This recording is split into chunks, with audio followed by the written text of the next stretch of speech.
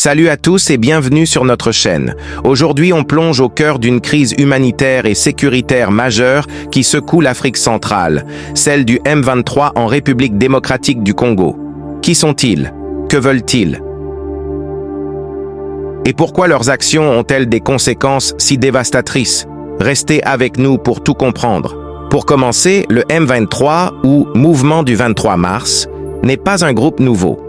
Il tire son nom d'un accord de paix signé le 23 mars 2009. À l'origine, ses membres étaient des rebelles congolais, principalement issus de l'ethnie Tutsi, qui avaient été intégrés dans l'armée nationale. Mais en 2012, ils ont fait défection, accusant le gouvernement de ne pas respecter les termes de l'accord, notamment en ce qui concerne leur grade et leur salaire. Ils ont alors pris les armes, capturant brièvement Goma, la capitale du Nord Kivu, avant d'être défaits en 2013 par l'armée congolaise et une brigade d'intervention de l'ONU. Après des années de silence relatif, le M23 a repris ses activités militaires fin 2021.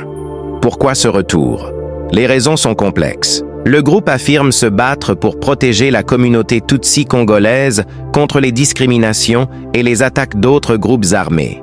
Cependant, de nombreux rapports, y compris ceux des Nations Unies, accusent le Rwanda voisin de soutenir activement le M23, en lui fournissant des armes, des troupes et un appui logistique. Kigali a toujours nié ces allégations, mais les tensions entre la RDC et le Rwanda sont à leur comble. Cette dimension géopolitique ajoute une couche de complexité à un conflit déjà difficile à résoudre. Les conséquences sur le terrain sont absolument catastrophiques. Les combats entre le M23 et l'armée congolaise, souvent appuyés par des milices locales et des forces régionales, ont provoqué des déplacements massifs de population. On parle de centaines de milliers, voire de millions de personnes qui ont dû fuir leur foyer, abandonnant tout derrière elles. Ces déplacés vivent dans des conditions extrêmement précaires, dans des camps surpeuplés, où l'accès à l'eau, à la nourriture et aux soins médicaux est très limité. Les femmes et les enfants sont particulièrement vulnérables, exposés à toutes sortes de dangers. Au-delà des déplacements, les civils sont les premières victimes de la violence.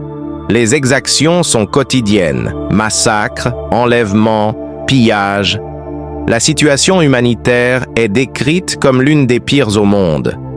Les organisations humanitaires peinent à accéder aux zones les plus touchées en raison de l'insécurité permanente. La région du Nord Kivu, déjà fragilisée par des décennies de conflits et riche en minerais, est aujourd'hui au bord de l'effondrement.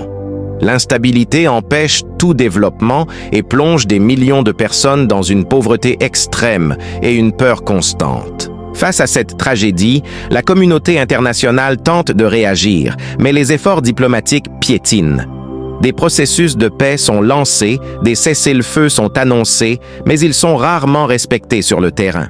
La méfiance entre les différents acteurs, qu'ils soient locaux, nationaux ou régionaux, rend toute solution durable très difficile à trouver.